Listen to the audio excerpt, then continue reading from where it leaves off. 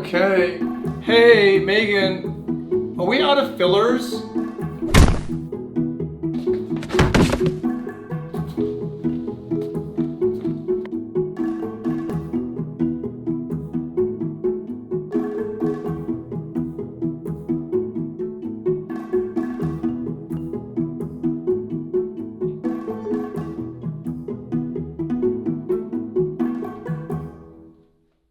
What's in the box, Doc? I don't know. Should we open it? Yeah. All right, let's do it. On three.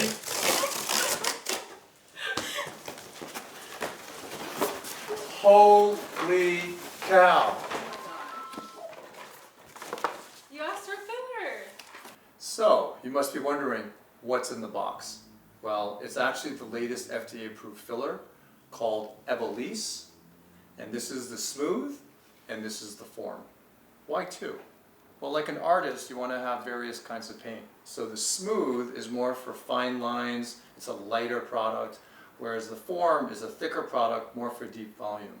So we want to use this for the patient and pick the right one for their need.